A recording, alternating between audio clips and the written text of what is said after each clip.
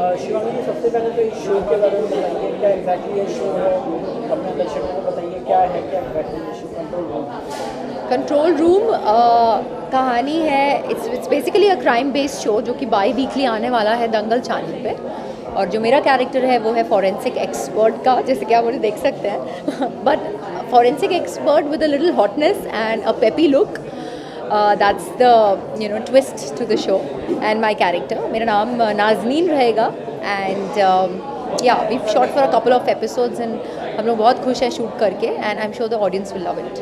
Ma'am, इस तरह के शोज पहले भी आ चुके हैं, तो आपको क्या लगता है कि इस शो में ऐसा कि नई बात है कि ऑडियंस को देखनी चाहिए? देखो, crime I have always been a fan of a fan based show, which means कि भाई ये शोज़ तो सबके ही चहीते रहते हैं एंड क्राइम तो जब ख़त्म ही नहीं होगा इस संसार से तो क्राइम बेस्ड शोज़ तो आते ही रहेंगे। So that's basically we want to show and with a very positive note we end up the show because we solve the case collectively and yeah, I think मुझे खुद काम करके इतना अच्छा लग रहा है तो people will definitely enjoy watching such shows। Ma'am, इससे पहले आपने रियलिटी शोज किया है, आपने जो है टेलीविज़न शोज किया है, तो ये शो में आपको क्या लग रहा है कितना अलग है ये शो, और आपने ये पर्पस पे आपने ये शो चुना है ताकि आपकी जो बच्चों की मदद सके, क्या है?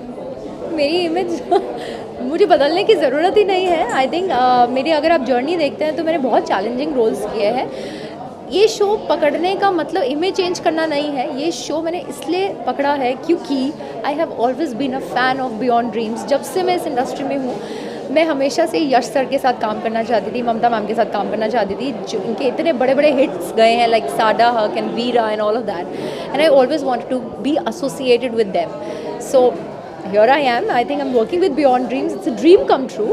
और क्राइम बेस्ड शो इसलिए चूज़ किया है, जैसे कि मैंने कहा हमेशा से have been a little choosy on roles.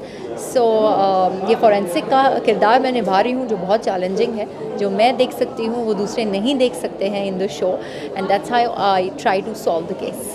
Real life में कभी पुलिस स्टेशन या पुलिस के कहीं कुछ नहीं है, या पुलिस स्टेशन के कुछ काम से नहीं यार, टचवुड मैं नहीं गई हूँ। हाँ, आई थिंक RTO ऑफिस गई हूँ but police station I have never been.